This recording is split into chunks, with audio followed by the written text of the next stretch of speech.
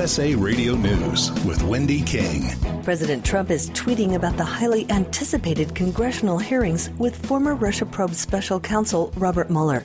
He says it's very unfair that a never-Trumper attorney will be allowed to help Mueller with his testimony. A House Judiciary spokesman says Mueller's longtime aide, Aaron Zedley, will be by his side, not as a witness, but as Mueller's counsel. House Intelligence Chair Adam Schiff said he was expecting such a request. Our intention is that Mueller do the testifying and not have someone else do it for him. Sources say Mueller has been practicing for the back-to-back hearings in which Republicans are sure to ask difficult questions about the origins of the Russia investigation and the conduct of the investigators. On Wall Street, the Dow is up 177 points. This is USA Radio News.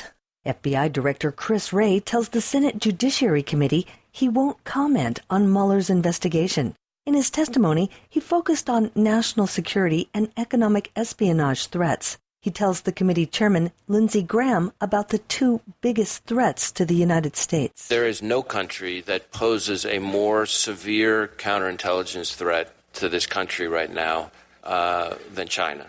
And That's saying a lot. That is saying a lot. And I don't say it lightly. Who would be second? Probably Russia. The Washington Post is reporting that the Federal Trade Commission will allege that Facebook misled users about its privacy practices as part of an expected settlement. Facebook is accused of deceiving consumers about why it needed their phone numbers. Stocks were up on Wall Street. The Dow was up 177 points, the S&P 500 up 20, and the Nasdaq up 47. You're listening to USA Radio News. Pennsylvania school districts are telling parents to pay up or else, as we hear from USA Radio Network's Tim Berg. Hundreds of families in Pennsylvania received a letter from their public school district this month informing parents that if their kids' lunch debt was not settled, their child could be removed from the home and placed in foster care. One of the districts doing this is Wyoming Valley School District. Now, they're saying this is a last resort for them, and they're owed around $22,000 combined from all the parents.